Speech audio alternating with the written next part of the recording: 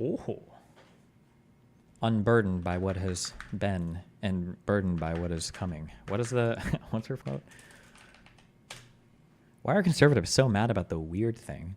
I feel like we should get, like, girls to say, like, conservatives give them the ick. I think that would be, like, the next, like, mega triggering... like, mega triggering state. Why are they so mad about being called weird?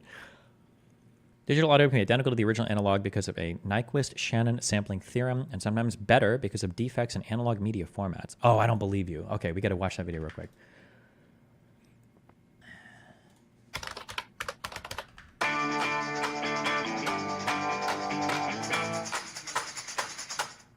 Hi, I'm Monty Montgomery from Red Hat and Ziff.org. A few months ago, I wrote an article on digital audio and why 24-bit, 192 kilohertz music downloads don't make sense. In the article, I mentioned, almost in passing, that a digital waveform is not a stairstep, and you certainly don't get a stairstep when you convert from digital back to analog. Wow. I thought digital waveforms were stairsteps. Okay, he's blowing my mind. What letter did the DOJ want to resign over? All I found on Google is they wanted to resign over installment of Jeffrey Clark. Because Jeffrey Clark wanted to send out a letter to all the states lying that the DOJ had found strong evidence of election fraud and that they should recall their electors or choose the fake ones. And Donahue and Rosen obviously didn't want to be involved in the DOJ lying to states about that. And Trump said that he was going to go ahead and throw Clark in then as the attorney general, even though Clark was wholly unqualified for that position, because Clark would follow through on that plot. Of everything in the entire article. That was the number one thing people wrote about. In fact, more than half the mail I got was questions and comments about basic digital signal behavior. Since there's interest, let's take a little time to play with some simple digital signals.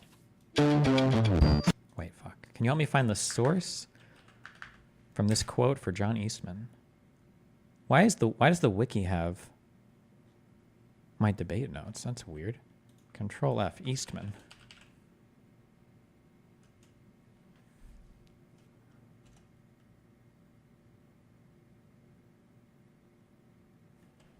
Do you want the source for this quote?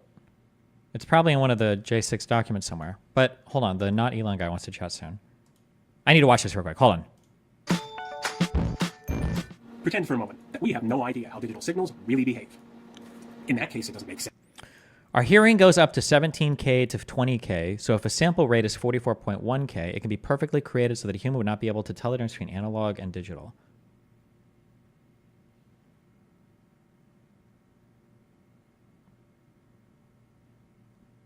The sample rate just has to do with how many snapshots, I believe, you're taking of the analog wave. It has nothing to do with the frequency. You're confusing hertz there with something, with other hertz. These aren't the same thing. Okay. Sense for us to use digital test equipment either. Fortunately for this exercise, there's still plenty of working analog lab equipment out there. First up, we need a signal generator to provide us with analog input signals. In this case, an HP 3325 from 1978. It's still a pretty good generator, so if you don't mind the size, the weight, the power consumption, and the noisy fan, you can find them on eBay, occasionally, for only slightly more than you'll pay for shipping.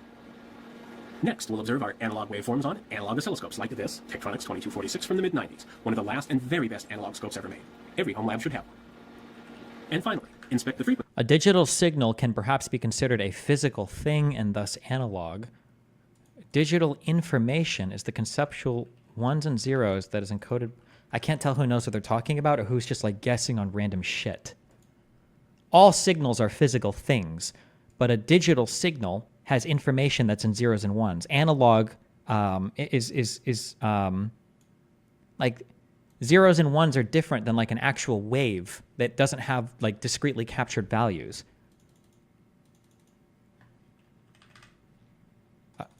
Okay. I'm just... frequency spectrum of our signals using an analog spectrum analyzer, this HP 3585 from the same product line as the signal generator. Like the other equipment here, it has a rudimentary and hilariously large microcontroller, but the signal path from input to what you see on the screen is completely analog. All of this equipment is vintage, but aside from its raw tonnage, the specs are still quite good. At the moment, we have our signal generator set to output a nice... The maximum frequency that you can guarantee to recreate is half the sample rate. This is known as the Nyquist theorem. Oh, that might be true for reasons that I don't understand, but okay, let's check. 1 kilohertz sine wave at 1 volt RMS. We see the sine wave on the oscilloscope. Can verify that it is indeed 1 kilohertz at 1 volt RMS, which is 2.8 volts peak to peak.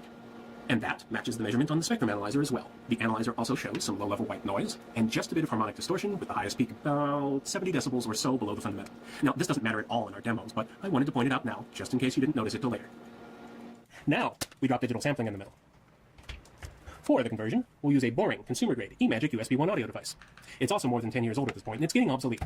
You can define the waves through amplitude, wavelength, period, and frequency, which you can express in binary. Except in real life, you can't define a wave with a function, right? In real life, waves are things that exist in natural environments. So if you're using the definition of like, and you've got like amplitude, period, and all these things, these are approximations, right? These are all going to be approximations, not an actual recording of a thing that's happening. No?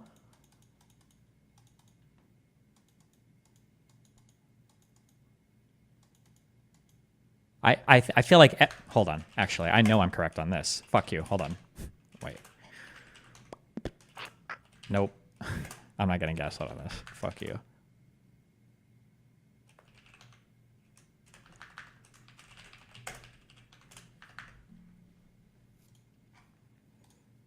A recent converter can easily have an order of magnitude better specs. Of flatness, linearity, jitter, noise behavior, everything. You may not have noticed. Just because we can measure an improvement doesn't mean we can hear it. And even these old consumer-grade boxes were already at the edge of ideal transparency. The eMagic connects to my ThinkPad, which displays a digital waveform and spectrum for comparison. Then the ThinkPad sends the digital signal right back out to the eMagic for reconversion to analog and observation on the output scopes. Input to output, left to right. Okay, it's go time. We begin by converting an analog signal to digital, and then right back to analog again with no other steps. The signal generator is set to produce a 1 kilohertz sine wave, just like before. Oh, wait, hold on one sec.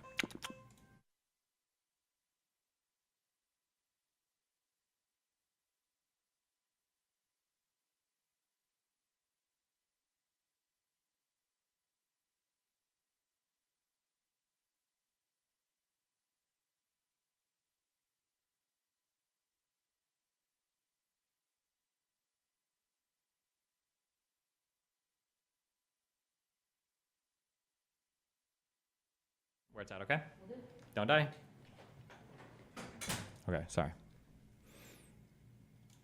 We can see no other steps. The signal generator is set to produce. What? The TV mount. I'm going to do that today. Where the Oh, wait. painting in.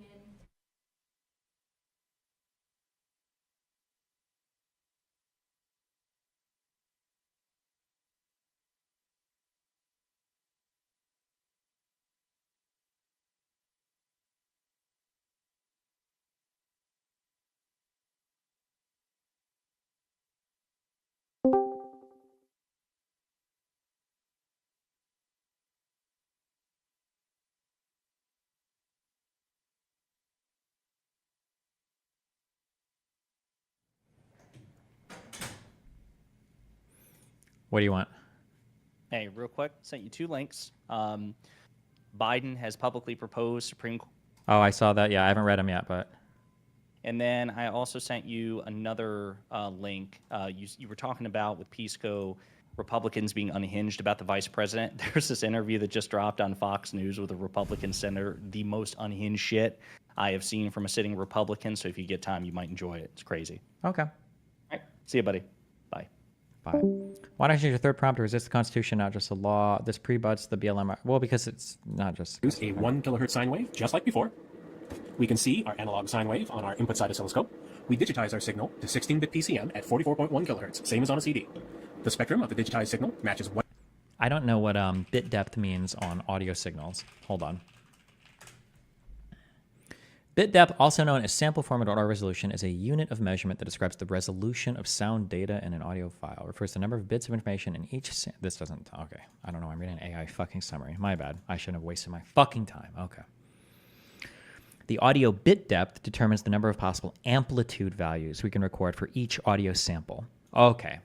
So greater bit depth means more gradients between loud and quiet, I guess, right? The higher the bit depth, the more amplitude values per sample are captured to recreate the original audio signal. The most common audio bit depths are 16, 24, and 32 bit. Each is a binary term representing a number of possible values. Systems of higher audio bit depth are able to express more possible values. Okay. I imagine 16-bit is probably more than fine, I would imagine.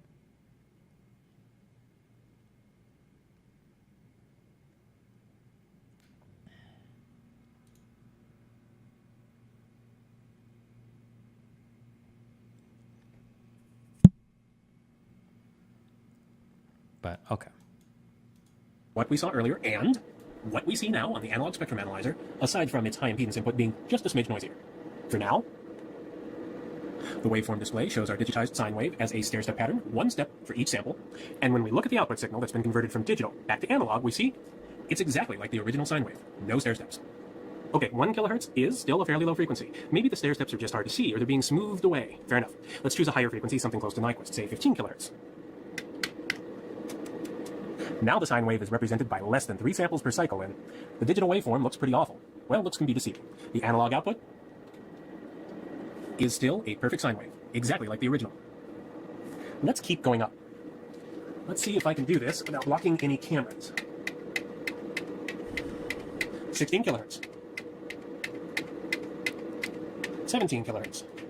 Okay, we'll see if he addresses this. I don't know if he will or if he won't. Maybe it's not relevant. The problem with this is, hold on, also real quick, if you don't absolutely know what you're talking about, and if I can tell you don't know what you're talking about, you're getting a big ban for entering in random fuck retard information. Just as a heads up, okay? The problem with this is that I can't find anything on this letter. All I find is that Trump wants to install Jeffrey Clark to investigate election fraud. Bro, I've spent so many days on stream reading about this.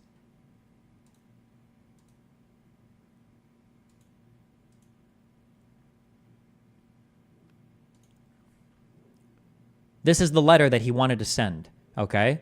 He wanted both attorney generals to co-sign it, okay? And what he was claiming in this letter was that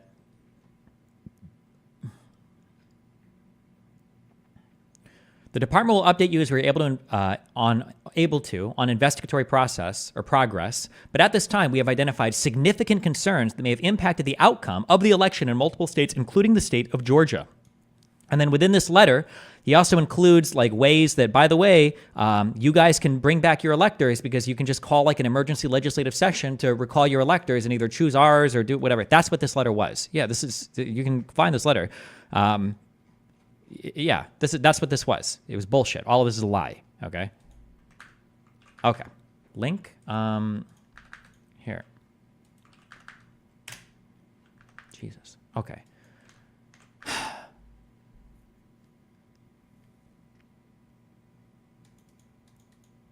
What were you hoping that the audio would address? Okay, the issue, you can perfectly describe a wave with a function. Okay. Hold on.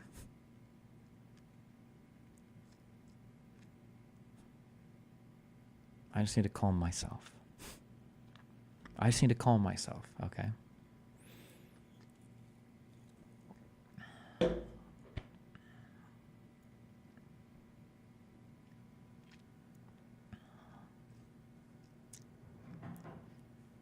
A function can be used to describe the wave that the function describes, but that's different than having a digitally perfect recording of a wave that appears in real life. In real life, things are rarely described perfectly by a given function. Functions exist in math to show us that for some value, you can have another value. There are more complicated functions, okay? You can integrate or derivate functions to find other properties of a particular function. But that doesn't mean that in real life things are as clean or as neatly described as a single function would have you believe, okay? When you do samples of a wave, you're banned for 180 days, okay? When you do samples of a wave, okay, let's say that we have, let's say that this represents 1 second, okay? And let's say that we have a sample rate of 10, okay? What that means is we have 1, 2, 3, or I'm just going to draw out some number of samples, okay? Let's say we have 1, 2, 3, 4, 5, 6, 7, 8, 8, okay? Let's say that our sample rate is 8 hertz, okay? My understanding is that this would mean that we are sampling a given wave 8 times per second, okay? Now, we only have these points to work with. However, I believe that any digital to analog converter device, when it's converting this electric sample, this digital sample, to an analog waveform, obviously it's not sending this to the speaker, okay? It's not going to send this to the speaker. It's going to send like a thing that looks like a analog wave, right? Because in real life, you can't have discrete values for waves. They have to be continuous things. But the problem is, okay,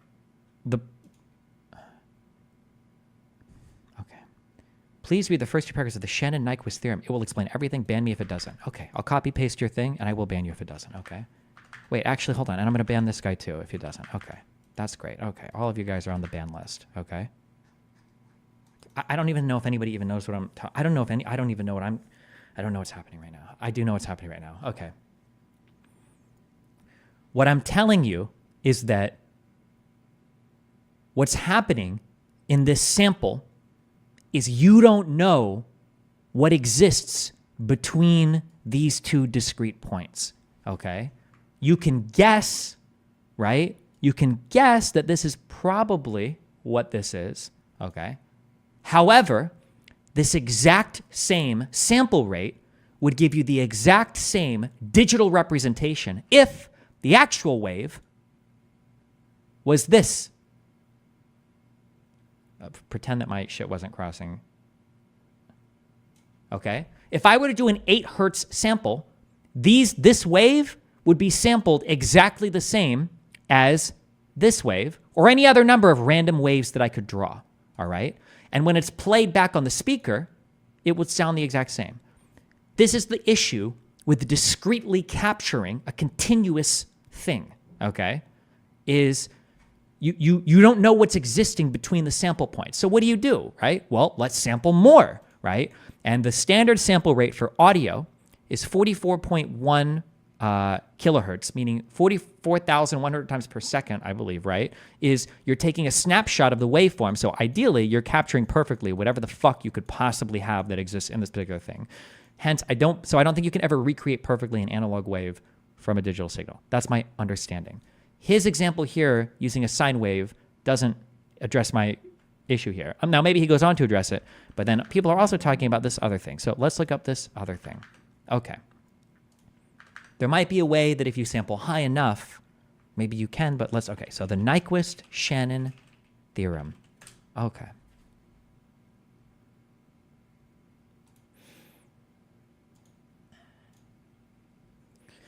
Is an essential principle for digital signal processing, linking the frequency range of a signal and the sample rate required to avoid a type of distortion called aliasing.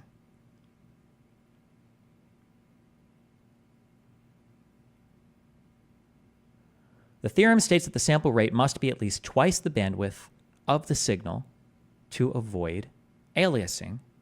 In practice, it's used to select band-limiting filters to keep aliasing below an acceptable amount when an analog signal is sampled or when sample rates are changed within a digital signal processing function.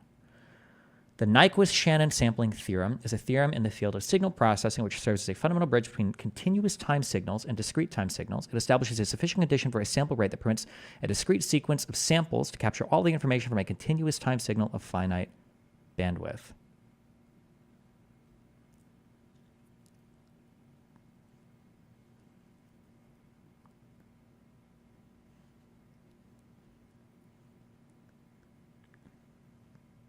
Okay.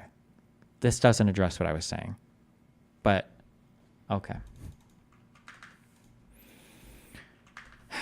Okay. But that's fine.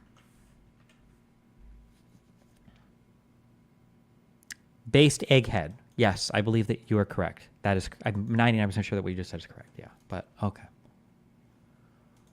Is this guy ready to chat?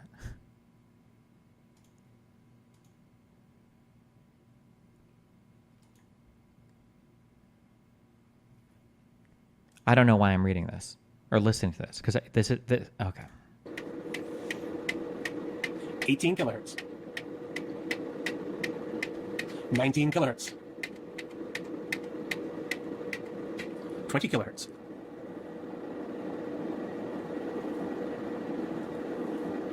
Welcome to the upper limits of human hearing. The output waveform is still perfect. No jagged edges, no drop-off, no stair steps. So, where'd the stair steps go?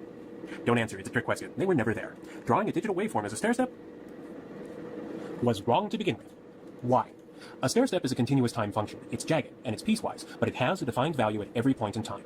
A sampled signal is entirely different. It's discrete time. It's only got a value right at each instantaneous sample point, and it's undefined. There is no value at all everywhere in between.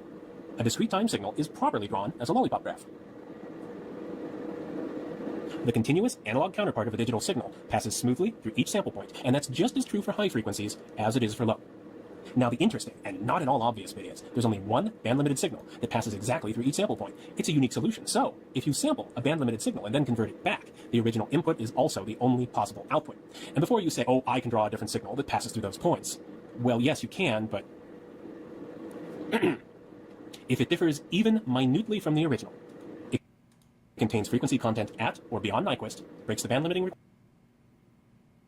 Okay, this is what I'm talking about. Okay. Let's see what this says. Okay. Is exactly through each sample point. It's a unique solution. So if you sample a band limited signal and then convert it back, the original input is also the only possible output. What does band limited mean? Band limited signal. A band limited signal is, strictly speaking, a signal with zero energy outside of a defined frequency range. Okay. And a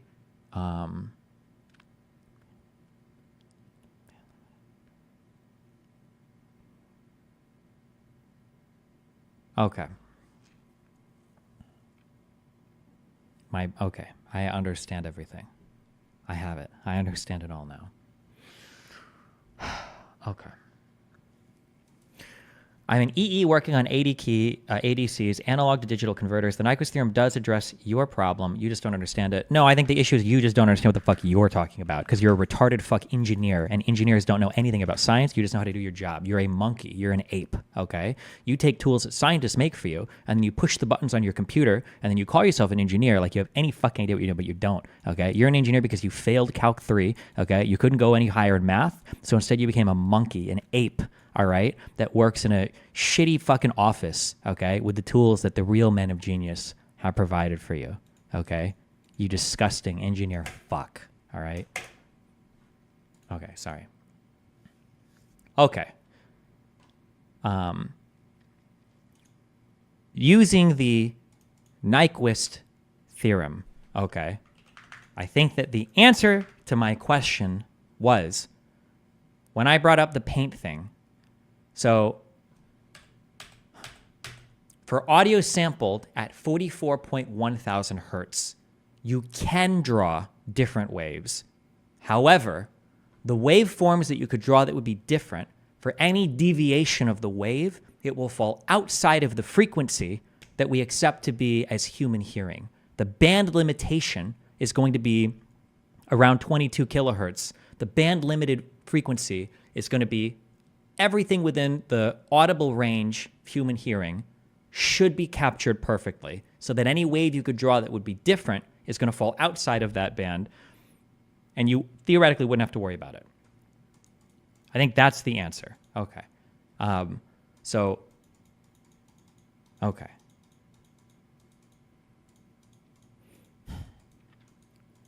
Which also means my original statement was correct. So fuck you. You cannot perfectly recreate. No. You can perfectly recreate an analog okay, half correct. You can perfectly recreate an analog signal with a digital conversion if the frequency is band limited and if the sample rate is, I guess, I don't know what the theorem is, if it's 2 times the whatever, but that would be the way to do it. I don't know if there is a theoretical band limit on frequency for audio. I guess theoretically there would be, but the sample rate would have to be very, very, very high. Would it be the speed of light? I don't know, but okay. All right. Okay.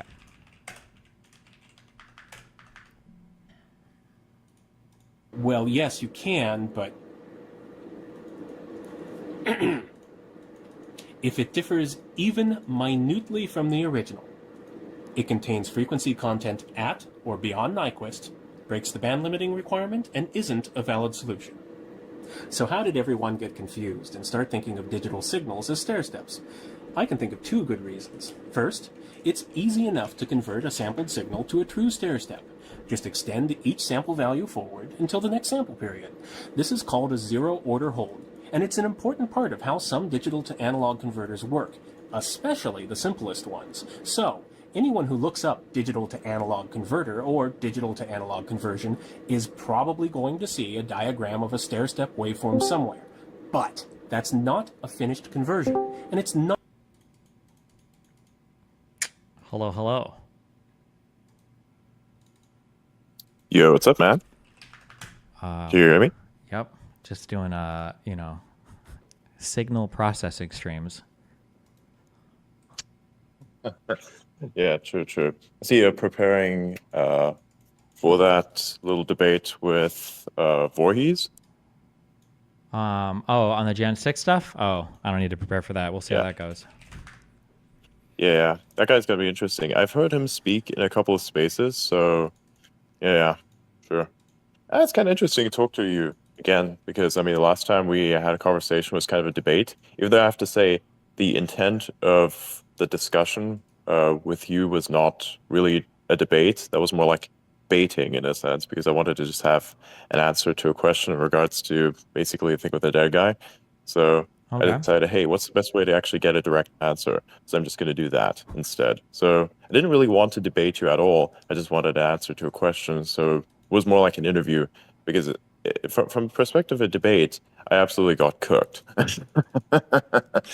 Like, there's no way forward for that.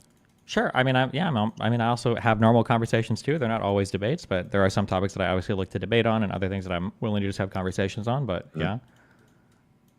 Yeah, that's why I decided, hey, man, what if we just had a normal conversation? So it's kind of cool, something refreshing. I gotta ask, what do you usually do for fun? You know, like if you're not streaming or anything, like what do you do for fun to like chill out and unplug from reality?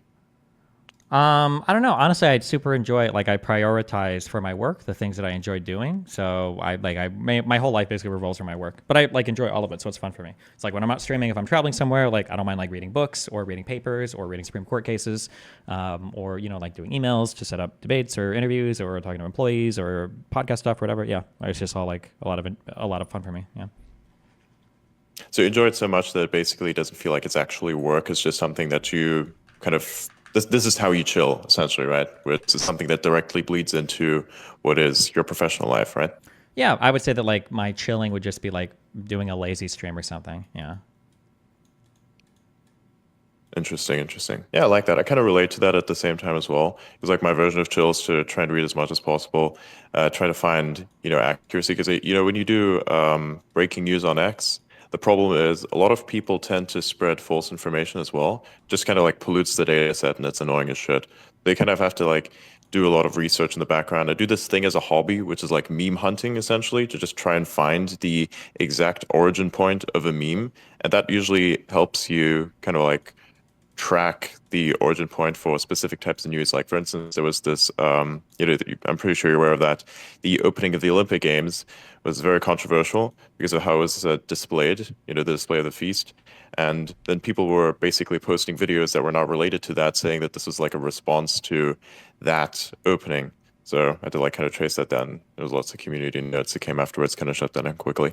But I gotta ask, what were your thoughts on the opening of the Olympic Games in Paris? I'm gonna be honest. I fucking hate breaking news, and I also hate like culture shit. So I didn't even watch it. I didn't watch it. I don't even know what the thing is. Is it basically anytime like people start fighting about like woke or not woke shit? I just immediately don't give a fuck. So tell me what happened. What are people so mad about? You can Oh, and then also as a quick thing, I have a talk that I'm supposed to do with somebody in 30 minutes. So in case you feel like I'm not trying to run away, but Cool. Yeah, yeah. cool. Yeah. So what was it? Basically, Yeah, what it summarize was. Yeah, no, all good. Basically, what it was a display. Of course, the biblical feast, as we all know, that painting that we're familiar with. what was interesting is the people who were portraying that were all drag queens, and perhaps not sure what their other identities were, but it was basically a display in the sense where basically, and also a person was kind of put at the center of the display, almost like food for some reason. It was really weird, and people had a very adverse reaction to this. Basically stating that that they were making a mockery of Christianity, and that's the thing that then caused next level amounts of controversy to the point that basically the Olympic Games, I think they had to issue an apology, but that wasn't received well either. So I'm not sure what you make of that. Okay, wait, can you? So they had an opening ceremony with drag queens. Why does that make people mad? Or No, like this here. Let me show you a picture if I can find it. Give me a second. It's be everywhere. Okay, so it looked like the Last Supper, but with drag. Yeah. Yes. Somebody said, to be clear, it was replicating the feast of Dionysus from Greek mythology, not the Christ feast. Yes. Yeah, there you go. This is kind of like the parallel that was being drawn. So you see that image, and then of course you see the image below that, and that's the thing that then basically caused the adverse reaction. Hold on. I sent it on Discord. Yeah. I'm trying to see what the...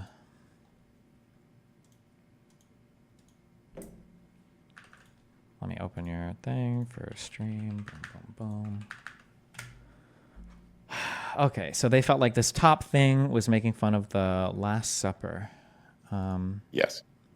Okay, and people, they claim that they were doing a feasting scene for Dionysus. Okay, and people were, I guess, really mad at this? Okay.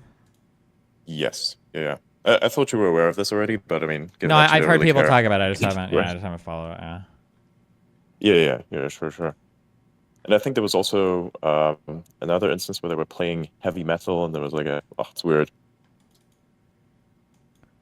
Okay. People got very triggered at this. I don't really care about sports, nor do I really care to watch the Olympics. I guess, the Olympics are kind of, the where the peak of humanity in terms of physicality is supposed to be displayed. But in reality, I really don't care about such things.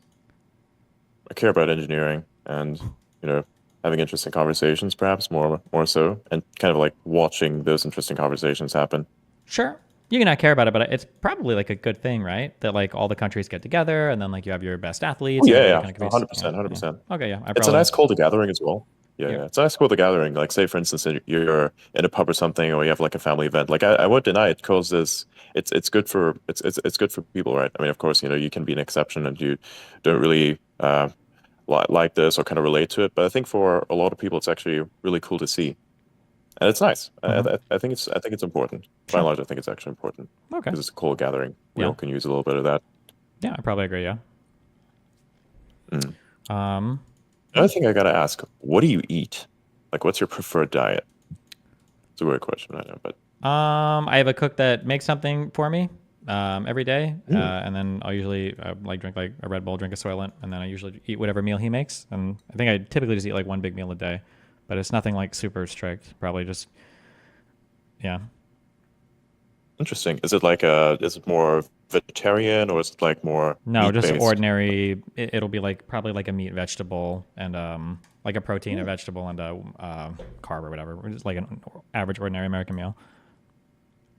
Oh, I like that. That's very nice, very balanced. I thought that was going to be I thought it was going to be something a bit more extreme.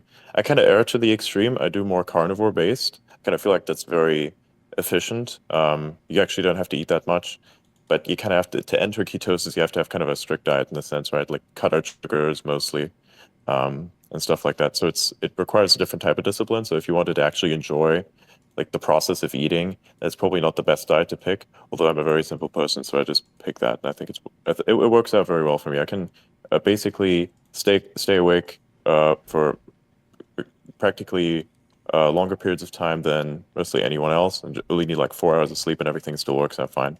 And I don't feel any decrease in energy. Ever since I've done this, it's amazing. Where do you get all of your different meats from, or what kind of meats are you eating?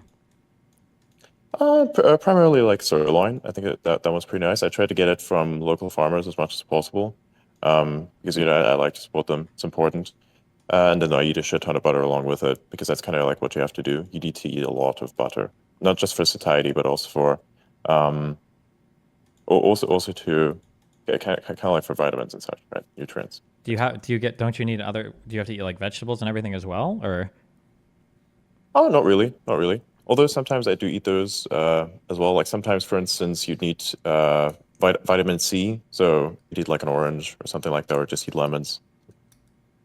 interesting. I feel like you would be super nutrient deficient on that diet, but Yeah, I mean, there's a bit of a deeper science on that you kind of like have to get into. There's some supplementation that you'd have to do at some points, but I kind of feel like you could balance that all out. yeah, I've done a decent amount of research on it because Peterson brought this up before, and I wanted to fight with him on it because I hate Jordan Peterson. But when I did more reading on it for a lot of the carnivore diets, the case studies are very limited. But the Inuit or the Eskimos, I don't know what you call them now, but they studied their people's diets. But the way that they typically make those carnivore diets work is when they say that they eat only meat, they eat like a variety of meats. So like they'll eat like livers and kidneys and other things, and through eating all the different types of meats of the animal, they're able to basically meet all of their daily nutrients, which was surprising. But I don't know if you can do it just eating like sirloins or like red meat or whatever. I feel like True. you'd have to eat like a greater variety of things, but I don't know. Well, yeah, of course, yeah. I sometimes also eat fish and such in between as well. Just kind of like any type of meat will do. Okay. And it just kind of averages out throughout the week, really. So there's not really that much of a strict. I mean, primarily I eat these sirloins because they're easy to make and easy to acquire. But then there's like different cuts of meat that I'll also eat as well. Sometimes also a little bit of liver, that kind of stuff. Whatever really, whatever really I come across that's fresh. Basically. You're not worried at all about the long-term impact of sleep deprivation? That is concerning. I've also noticed that is not affecting me positively. But for now, I kind of stick to that in a sense because I have a lot of things to do and I need to fit that in. Eventually, I'll kind of like balance that out back to something that's more normal. But right now, there's a lot of stuff that I need to do. I have basically 2 different jobs, and I do the whole X thing on the side as well, which is like a third job almost. And so to do this and to network with people to just basically get growth, because I really do want to grow and I want to, break beyond certain barriers. It requires that kind of effort for me personally. So yeah, I have And no you're idea not why I worried- do this. you I don't- just feel like it's necessary. You're not ever worried about like sacrifices to I don't know. I'm assuming you're decently well off financially. I could be wrong on that, but assuming you are, you're not worried that at some point like trading lifespan or health span for a little bit more financial or whatever other type of success is like a not good trade that doesn't factor in, or you don't care about it as much, or I think the impact is not as heavy. It just depends on how long you do it for, how much you do it for. Like if your body is basically telling you, yeah, man, I'm not feeling well. If you feel like your mental faculties are suffering, that's probably the time where you say, okay, you know what, I'll have to change some things. You know what I mean? I disagree, but Right now, I'm not I really could be feeling wrong, that. but it's the have you Yeah. I don't recommend anyone do what I do. I highly recommend not doing it. Actually, as a matter Oh, of sure, yeah. fact, this is not a thing that you should do. Well, I was going to say Yeah, one I'm of not the trying to things make that an argument for that at all. one of the things I noticed in college, I went to school for a few years for music. I had to drop out because I was working. But when I was in school for music, one of the things that I noticed is at some point, because of my work schedule, I had to shift my practicing at night. And I noticed that as the night went on, before I ever had the physical feeling of feeling tired, there were musical passages that I couldn't play at the same speed. You'll use a metronome for tempo. I couldn't play them at the same tempo as I could. And I'd noticed that like anywhere from like 30 to 60 minutes before I would actually physically feel tired, I would have like a degrading of performance. And it was one of the first times in my life I started to wonder, I was like, I wonder if lack of sleep can mess with you before you're even like cognizant of it messing with you. And then I've looked up like, it sounds like if you're like messing with sleep, I'm sure you've looked up like the Uberman cycle and everything else. And I've looked up like polyphasic or biphasic sleeping, and they all seem incredibly attractive. But the two things that I think of is that one, there are no long-term health effects on it. And two, I feel like I'd always look to the military for like sleep hacks. Like if there was a way to reliably hack your sleep, I feel like the military at the very least would be doing it. Like every soldier would be on a biphasic sleep schedule because you would get so much more productivity out of your soldiers. But that's kind of what I think of it as. Interesting. Yeah, of course. Yeah, I think it would be much more sustainable to do it that way. I mean, again, what I'm doing is not necessarily sustainable for now. It's just something that I have to do within a certain period of time, I feel like. And then basically I get to the point where I can kind of plateau that out and take it easy and just kind of use that as a foundation to work off of. Sure. Yeah. Because like I had this goal that by the end of the first year of basically starting to do stuff on X, I wanted to kind of like reach 100K for following. Mhm. So I just kind of like work as hard as I can on that to expand that. Also doing ridiculous things. Like it's actually funny. The type of situations that I find myself in, there's mostly it's all improvised. I never really prepare for anything. I can't really prepare for anything. It's even funny with you, for instance. I hadn't heard of you up until a month before we had that space. Mhm. And basically that was just you were just like brought up by a friend who was explaining what you were doing. I was like, oh, this is interesting. And then that was just a single day where we had that conversation about who you were. I was like, okay, cool, cool. And they kind of like forgot about that. And then of course, the controversy started. And I said, okay, look, cool, let's do a debate. And it was like completely unprepared, no idea what really to expect. There's a lot of people warning me and telling me that you steamroll. And I'm like, I kind of feel like the steamrolling thing is a result of people talking too much and putting too many points out, and then basically not being able to kind of have those points be answered. Like I kind of noticed you do the thing with Protocol on MySpace, where he was bringing out like something such as 6 points, and you were writing all of them down and then addressing them one by one in great detail. And then this guy felt like you were steamrolling. In reality, you weren't steamrolling at all. You were just basically taking what he was saying and addressing every single point, right? Which is quite odd and quite impressive, I would say. But it's not steamrolling, right? It's just a Sure, conversation. yeah. It's a It's annoying debate. because people will accuse me of not paying attention, not listening when I'm literally, yeah, you can just look at my stream, I'm just writing down Oh, yeah. things. But then when I start to respond one at a time, there's a form of argumentation called a Gish Gallop where the goal is to like lay down like 5 or 10 bad arguments all at the same time, and then your opponent can never really like respond to all of them. And I notice that when somebody wants to lay Yeah. out 4 or 5 or 6 points, that when I write them all down and respond to them, they want to like focus on the first thing that I say, which is fine. I don't mind going point by point through an argument, but I'm not going to do that after you've had the ability to, in the mind of the audience, to lay out your entire argument, and I can't lay out an entire counter argument. So I usually, yeah. Do you sometimes use that? Do you sometimes use that as well as a tool? Use what? The thing that you just mentioned. I'm sorry, I couldn't repeat Oh, the Gish technical. Gallop. No, I try pretty No. hard. I write out all my notes before a debate. I'll talk about my rhetorical strategies going in. I'll review them. Like I'm open on my stream all the time to talk about anything. If anybody wants to come back and have a conversation, like I try to be pretty open and honest with all my stuff.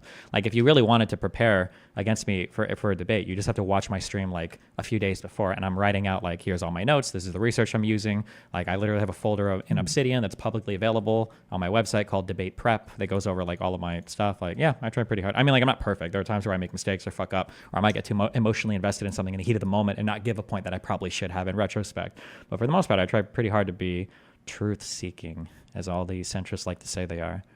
Truth, you got that way. You like slowed down for that one. That was funny. Wow. Yeah, that's nice. Actually, I think that's really impressive. It's cool. This is the kind of part of the destiny that I want actually more people to see, especially like on X. What you just explained, because I think that's really cool. You should like clip this part, or somebody should clip this part and post that, because that's really good. I think that's really cool. Kind of gives more insight as to, kind of who you are and, how you got to where you are, right? Because many people just assume that you kind of got to where you are just because of controversy alone. But in order to be as big as you are, you actually have to put in a lot of effort into a given thing. And clout alone, based on negativity, just does not sustain that kind of growth. Yeah, And I think audience. you can grow really big doing that, but it's always going to be temporary, right? Yeah. Like I've been doing this for 15 years, so I think I've got some longevity, yeah. Oh yeah, 100%. If you're able to stay relevant for 15 years on the internet, you're doing something right. Yeah. Because memes die, right? So if you don't evolve and you're not able to improve, then of course you'll be left behind, like all those many YouTubers. I mean, there's like literally YouTube channels that are creating video essays on the downfall of certain YouTube creators, and the pattern's all the same, right? They start out with the desire to gain clout by spreading negativity, then they attain it, but then they have to kind of like one up the thing that they already did, making the next thing more extreme than the previous, and that eventually ends up destroying them. Yeah, there's a lot of predictable patterns that people fall into, but I mean, I guess they must not.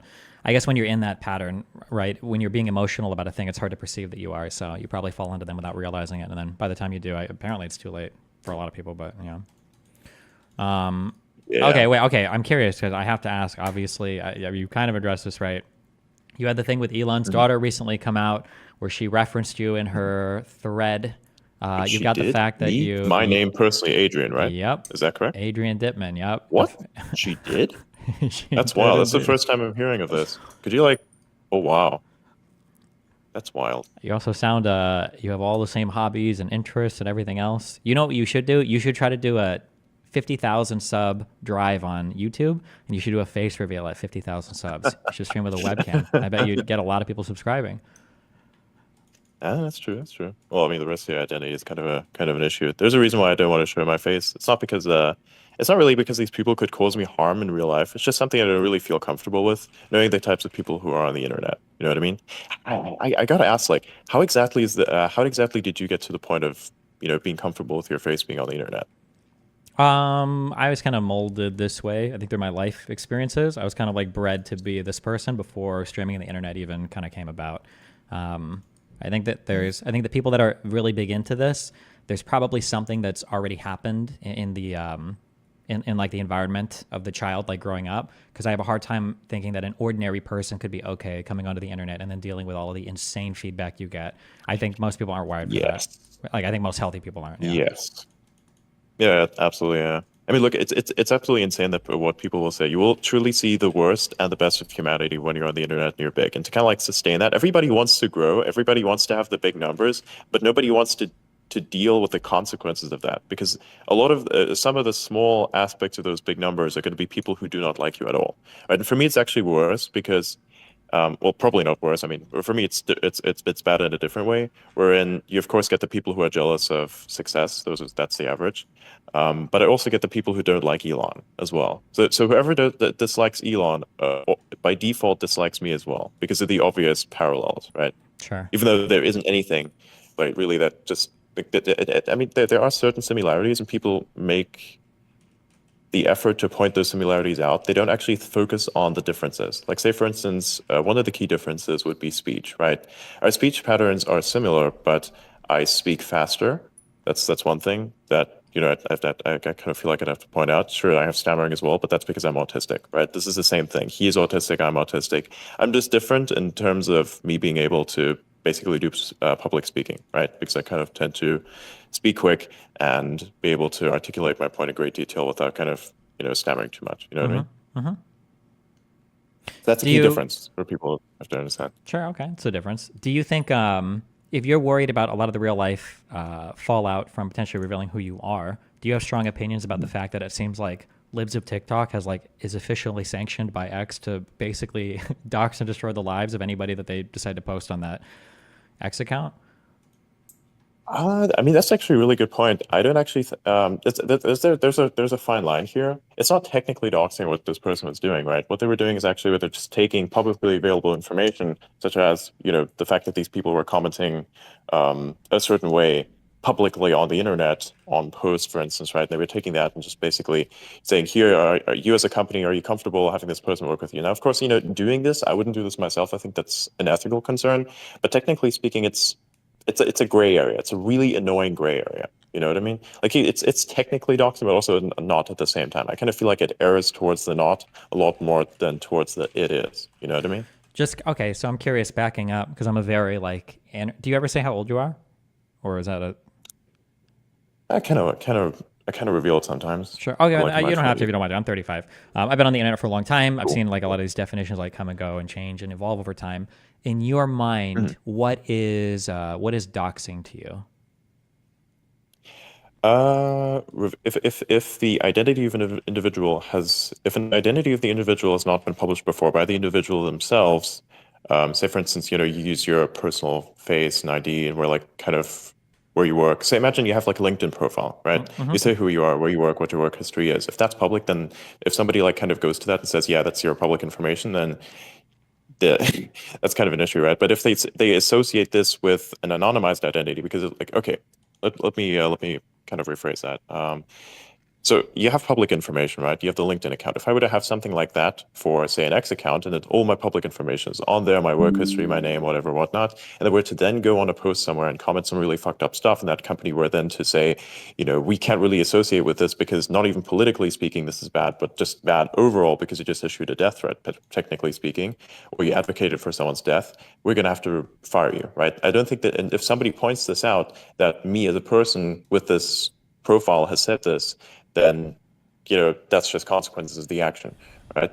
If you, for instance, now were to say there's an anonymized account and you were to say somehow find the identity of that anonymized account and link that's doxing, in my opinion. So if your identity is already known on that account, you kind of like show the identity, and you're using that account where you show the identity to make a certain opinion public, then if you're associated with that opinion personally, then that's just the way it is, right? But again, if you like reveal the information of an anonymized account, that's doxing, if that makes sense. Okay, I kind of understand what you're saying. I feel like I have a simpler and more intuitive, and I think a more honest definition. Not that you're being dishonest, but in terms of like how people like see doxing. The way that I would view it is, I think that doxing is any time you aggregate personally identifiable information for the intent to harm somebody. I think that's doxing. Absent like a great public interest.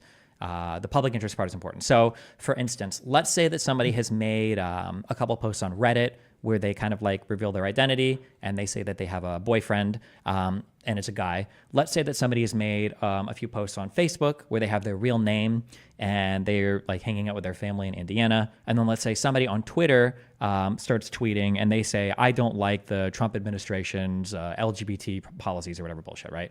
Let's say somebody digs through their profiles online and they see the stuff that they stated publicly and they're able to bring it all together on Twitter and they say, oh, you're this person and you live here and you're hiding the fact that you're gay and that's why you're so unhappy with these things. I would consider something like that to be doxing because you've taken personally identifiable information and now you've aggregated it into one area for the purposes of harassing or harming a person. Even if it was available publicly before, I think that the intentionality is important when people publish stuff. Interesting. Yeah, I'd largely agree with you on that. But again, that's the gray area definition that I was kind of referring to, right? Morally speaking, what you just explained is basically, I think that's how it should go. But I mean, look, it's kind of like a conflict in a sense, right?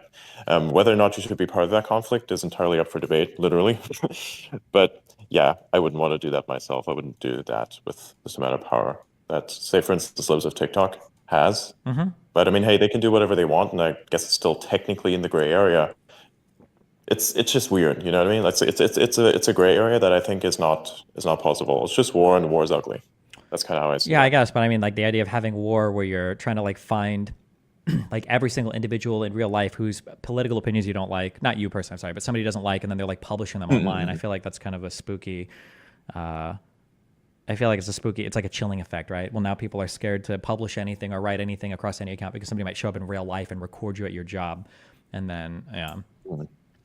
Do you think? Well, I mean, I think it's just been kind of the same across the board for everyone, no matter what political opinion they've had. I think if you had erred towards a very particular opinion in the past, then that would have happened by default. Say, for instance, you're a Trump supporter, but you don't actually voice this opinion at work, nor does this opinion affect how you do work.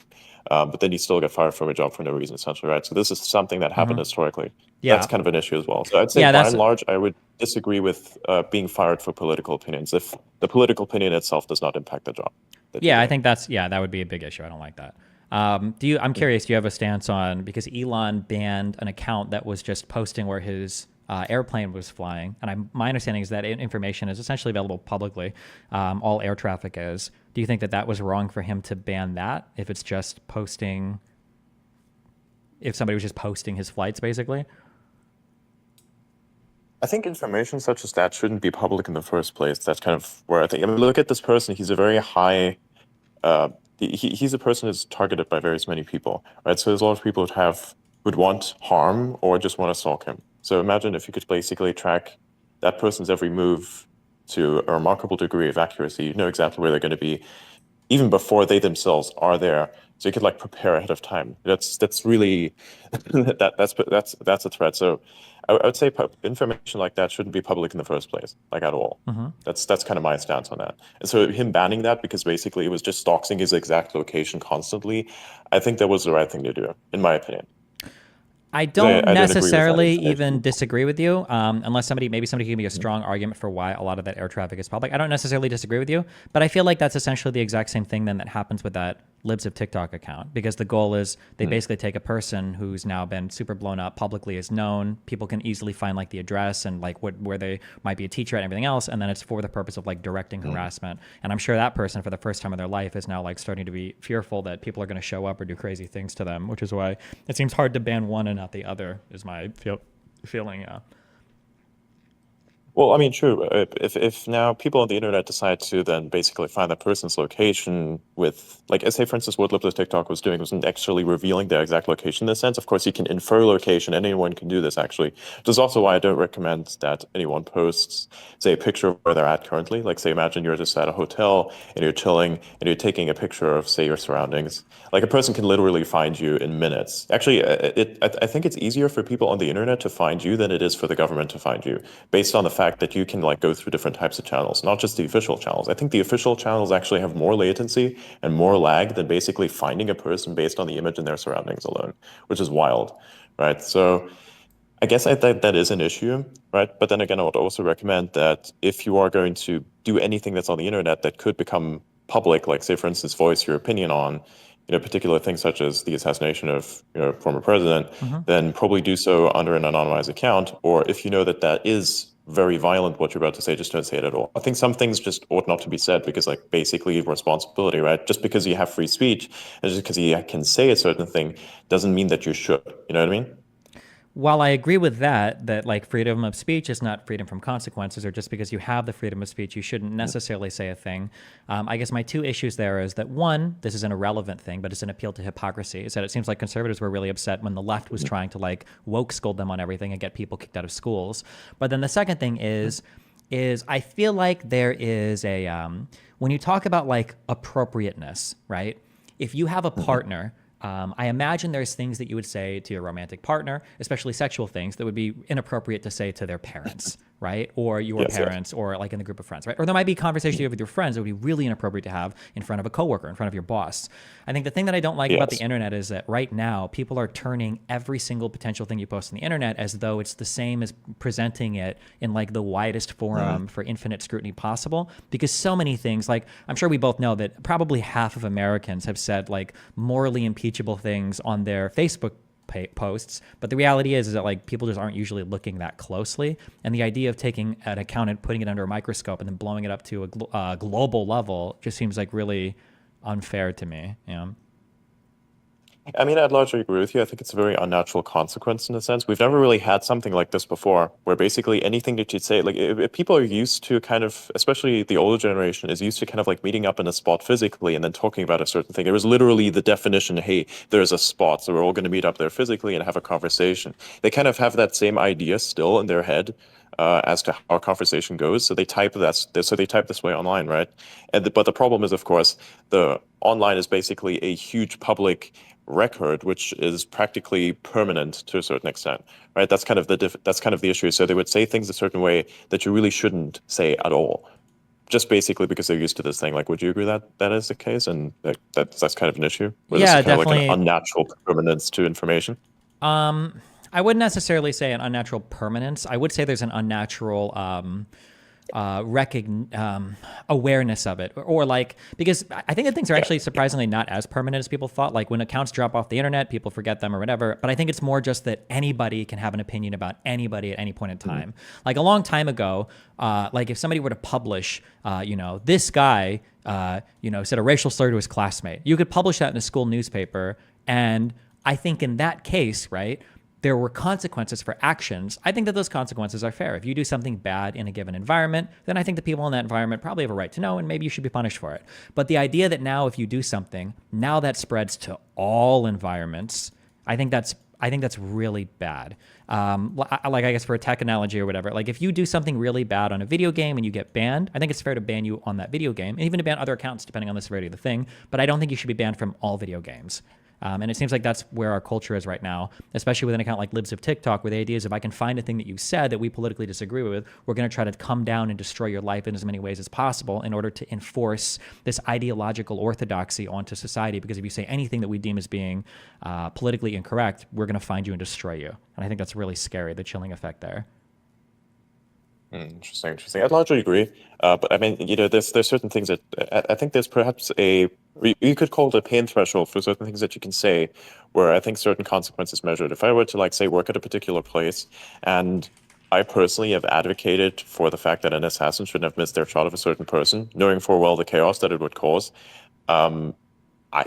personally, I think that that person may not it probably shouldn't work there anymore. You know what I mean? That's a bit of an issue. If you have that kind of in your mind and you're able to kind of like say that publicly and not be afraid of the consequences, whatever, thinking that this is a completely normal thing to say, I think that's kind of an issue, right? It's almost like issuing a death threat, right? There's a but pain it's threshold. You can say all kinds of other things, but I think this is like where kind of opinion and advocacy kind of like that there's an issue. I think there's a difference in what kind of things you can say. Like if you're, for instance, if you're pro-gay, you shouldn't be canceled, right? Of course. And if you're kind of against it in a sense, you have some sort of disapproval, I don't think you should be canceled either. But if you start advocating for the death of certain things, that's, I think, where the problem begins. You know what I mean? If you actually just exhibit true disgust and probably hate towards a certain group of people or just a person in a sense, right? I think that's where kind of like you enter that threshold where a certain consequence is actually warranted. You know what I mean? Sure. I disagree because I think that the First Amendment, I think, and the concept of freedom of speech, the First Amendment doesn't apply to doxing or canceling, of course, but I think the concept is important. But listen, we can chat again tomorrow or later if you're still awake. I need to run and do another the I'm debating the weirdo conservative guy later. So, Gotcha, man. Yeah. Well, thanks, man. This was a really nice conversation. We should definitely have it more often. It's cool. Sure thing. Have fun. Be careful. Bye. Yeah, thank you. Bye-bye.